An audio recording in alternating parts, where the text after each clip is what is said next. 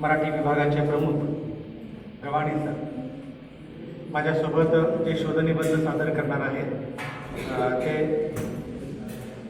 आमच्या विद्यार्थ्याचे कपिलचे मित्र सुरवसे सर, त्या सभागृहात उपस्थित गुजर मॅडम, जावळे सर, माझा मित्र राजू सेनर समोर ज्यावेळेला असतो त्यावेळेला मला टेन्शन येतं बरं का. आज तो समोर बसलेला आहे.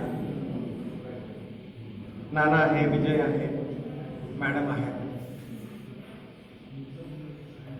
आणि विद्यार्थी मित्रांनी मैत्रिणी. साधारणतः महिनाभरापूर्वी भाऊसाहेबांची माझी पुण्यामध्ये भेट झालेली सांगितलं की आमच्याकडे या विषयावरचं चर्चासत्र आहे आणि या चर्चासत्रामध्ये तुम्हाला रिसोर्स पर्सन म्हणून बोलायला यायचं आहे. आता साहित्य कृतीचं माध्यमांतर हा काही माझा अभ्यासाचा विषय नाही, हा काही माझा चिंतनाचा विषय नाही. मी थोडासा अडखळलो ज्यावेळेला गवाणी सर म्हणजे चुकून काहीतरी उल्लेख आला तर मला माफ करा.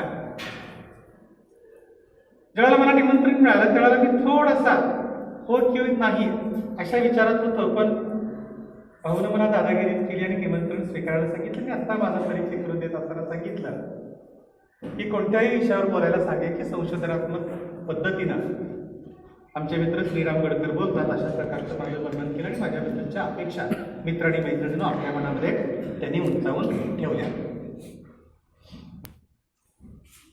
मी त्यांना असाही शब्द दिला होता की मी याच्यावर कदाचित शोधनिबंध लिहीन. मला तिथं डॉक्टर राजेंद्र थोरात भेटले आणि मी त्यांना म्हटलं की तुमच्या पुस्तकाचा स्वैरवापर करून मी कदाचित शोधनिबंध लिहिण्याची शक्यता नाकारता येत नाही. पण नाना राजू आणि मी रूम पार्टनर राहून सुद्धा राजूचा हा जो काही गुण आहे तो गुण काही मला घेता आला नाही. एखाद्या विषयावर चिंतन करावं, मनन करावं आणि छानपैकी लेखनाला बसावं, मला काही ते शक्य झालं नाही. मी थोडासा लेखनाचा कंटाळा करतो. म्हणजे गांगुर्डे सरांची PhD विद्यार्थी समोर बसली त्याच्यासमोर मी ही कबुली देतो आहे, खरं म्हणजे तुम्ही लेखन करायचं आहे आणि त्याच्यासमोर मी कबुली देतोय की मी थोडासा लेखनाचा कंटाळा करतो आणि या सुद्धा शोधनिबंधाचा कंटाळा मी केला. पण आज वारे शनिवार, गेल्या सोमवारपासून या प्रक्रियेला मी प्रारंभ केला, चिंतनाच्या प्रक्रियेला मी प्रारंभ केला आणि युट्यूबवर, इंटरनेटवर, पुस्तकांच्या माध्यमातून मी जे काही पाहिलं, मी जे काही चिंतन केलं आणि गेल्या 2 दिवसांपासून मला सातत्यानं असं वाटू लागलं की अरे आपण थोडंसं 7 किंवा 8 डिसेंबरला मला निमंत्रण मिळाल्यानंतर याच्यामध्ये जर मी लक्ष घातलं असतं तर फार चांगल्या प्रकारचा शोधनिबंध मला तयार करता आला असता. गेल्या 2-3 दिवसात, गेल्या सोमवारपासून मी जे काही चिंतन करतो ते चिंतन करत असताना माझ्या हातामध्ये जे काही निरीक्षणं, मी निष्कर्ष म्हणणार नाही, माझ्या हातामध्ये जी काही निरीक्षणं आली ती निरीक्षणं मित्रांनी मैत्रिणींना आपल्यासमोर ठेवतो आहे. अगदी सुरुवातीला आचार्य अत्रे यांनी तयार केलेला श्यामची आई नावाचा जो काही मराठी चित्रपट आहे, मला आता आठवेना की महात्मा फुले या चित्रपटाला पहिलं राष्ट्रीय पारितोषिक मिळालं की श्यामची आईला मिळालं. पण हे दोन्ही चित्रपट आचार्य प्र.के. अत्रे यांनी तयार केलेले होते. मी ज्यावेळेला महात्मा ज्योतिराव फुले हा चित्रपट मराठीमध्ये बघितला होता, माझ्या विद्यार्थी दशेमध्ये बघितला होता, त्यावेळेला मित्र आणि मैत्रिणींनो अगदी सुरुवातीला मला 3 महान माणसं त्या स्क्रीनवर बघायला मिळाली होती, पडद्यावर बघायला मिळाली होती. ती होती डॉक्टर बाबासाहेब आंबेडकर, संत गाडगे बाबा आणि कर्मवीर भाऊराव पाटील या तिघांनी मिळून या चित्रपटाला प्रारंभ केल्याचं आपण तो जो काही चित्रपट पाहतो त्या चित्रपटाच्या सुरुवातीला या तिघांना एकत्रितरित्या आपल्याला पाहायला मिळतं. म्हणजे कधी कधी आपल्याला दुःख वाटतं की आपण डॉक्टर बाबासाहेब आंबेडकरांना पाहिलं नाही, गाडगे बाबांना आपण पाहिलं नाही, आपण कर्मवीर अण्णांना पाहिलं नाही. पण असा एखादा चित्रपट ज्यावेळेला आपण पाहतो त्यावेळेला या माणसांचं चलचित्र आपल्याला पाहायला मिळतं आणि त्यामुळे तो चित्रपट मला तो महत्वाचा वाटतो. मी ज्यावेळेला महात्मा फुले हा चित्रपट आणि धनंजय कीर यांनी लिहिलेलं महात्मा ज्योतिराव फुले यांचं चरित्र यांचं माध्यमांतराचा ज्यावेळेला मी विचार करायला लागलो तर तो विचार करत असताना माझ्या असं लक्षात आलं की एक मोठं पुस्तक आपण जर वाचायला लागलो, गंभीरपणाने वाचायला लागलो तर साधारणतः 15 दिवस लागतील.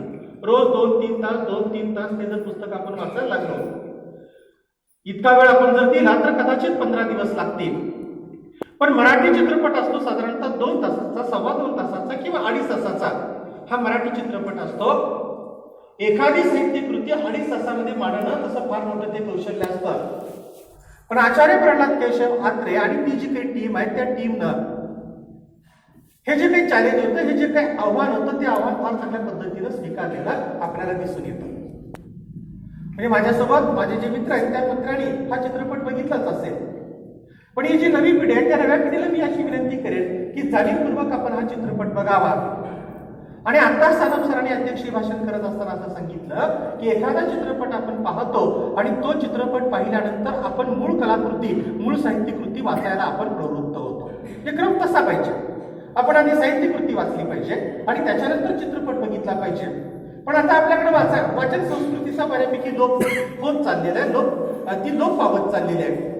आणि त्यामुळे अशा प्रकारचे काही चित्रपट कदाचित आपल्याला वाचनाकडे घेऊन जातील की काय असं अलीकडच्या कालखंडामध्ये मला वाटायला लागलेलं आहे. आणि त्यामुळं मी नव्या पिढीला आवाहन करतो, इथं विद्यार्थिनींना आवाहन करतो की हा चित्रपट तुम्ही बघावा.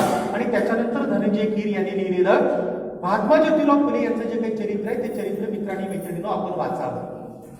माझा एक विद्यार्थी काशीनाथ सोलनकर भिगवणमध्ये तो राहतो, दैनिक पुण्यनगरीचं तो काम करतो, कर्मवीर भाऊराव पाटलांच्या रयत शिक्षण संस्थेमध्ये बारामतीच्या शाहू हायस्कूलमध्ये तो काम करतो. धनंजय कीर यांच्या चरित्रांवर त्यांनी जे काही चरित्र लेखन केलं त्या चरित्रांवर त्यांनी PhD केलेलं आहे. तोही प्रबंध आपण कधीतरी बघावा. आपल्याला लक्षात येईल की माध्यमांचं नेमकं कोणत्या प्रकारचं होतं, कशा प्रकारचं होतं.